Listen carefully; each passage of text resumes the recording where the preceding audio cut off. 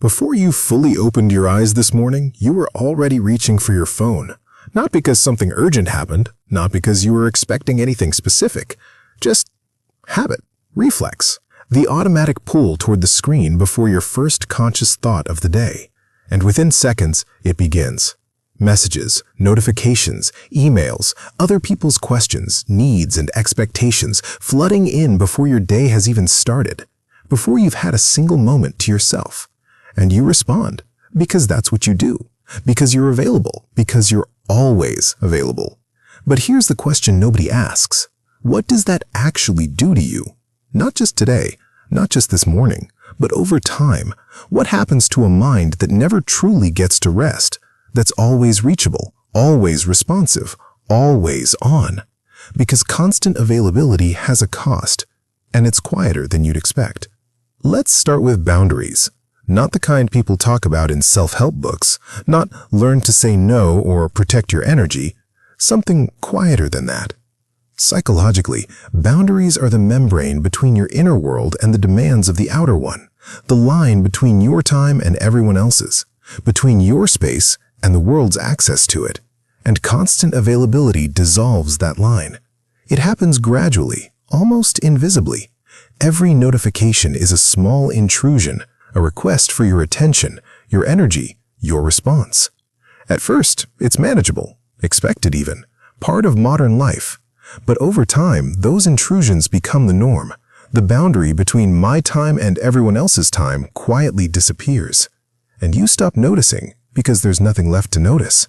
You're always partially available, never fully off. Even in moments that should be yours, dinner, evenings, weekends, part of you is waiting, listening, ready to respond.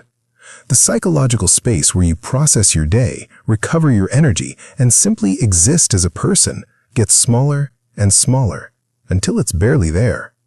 Research shows that without clear separation between personal space and social demands, the mind experiences chronic low-grade stress. Not from any single message, not from any one demand, but from the cumulative weight of never being fully free.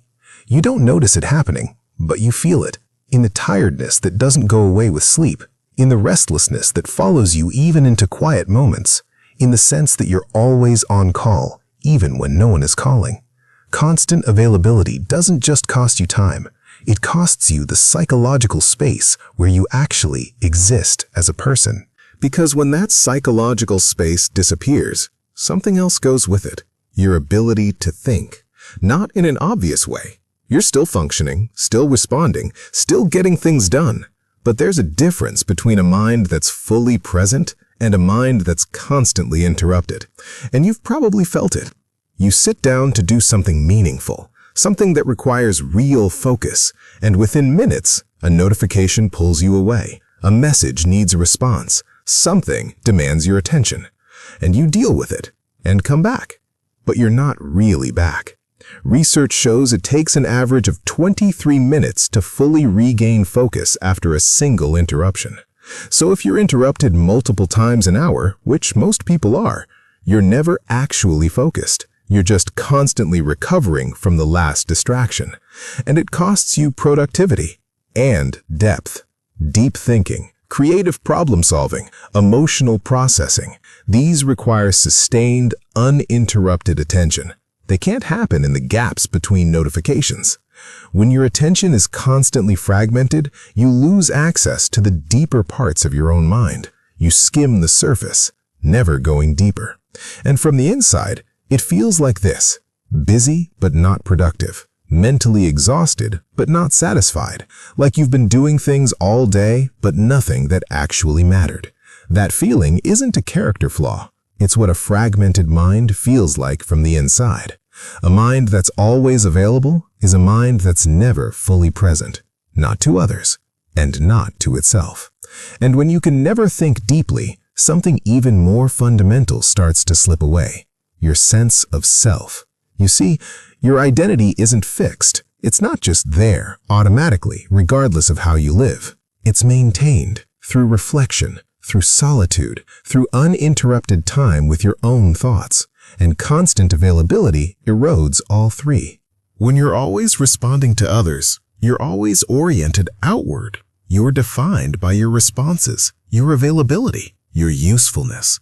And the question, what do I actually think, feel, want, gets harder and harder to answer.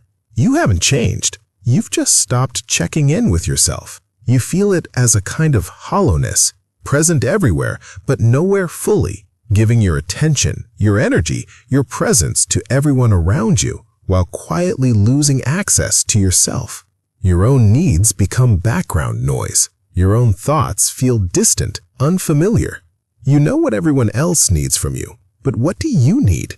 The question feels almost strange. And that's the deepest cost of constant availability. Not the exhaustion, not the distraction, but this. The more available you are to everyone else, the less available you become to yourself. You're giving everything outward, and slowly, without noticing, there's less and less left inside. So, constant availability is eroding the boundaries that protect your inner world. It's fragmenting your attention until deep thought becomes impossible. And it's slowly disconnecting you from yourself, quietly, gradually, until you barely notice it's happening. And none of this is dramatic. There's no single moment where it all falls apart. It's cumulative, subtle, easy to miss, until one day you realize you can't remember the last time you were truly off, truly quiet, truly just here, with yourself. And being available isn't wrong. Connection, relationships, and showing up for people matters. But there's a difference between choosing to be present for others and never having the option to be present for yourself. Rest isn't laziness. Solitude isn't selfishness. Unavailability isn't failure. They're not luxuries. They're the conditions your mind needs to function, recover, and remain intact. So you don't have to disconnect completely, but try to realize what constant availability is costing you. And just think, when was the last time I was truly unavailable, truly off, truly just here with myself? Because the mind that never rests doesn't just get tired, it slowly forgets what it feels like to be whole. You know, you should watch this video next. I think you will like it.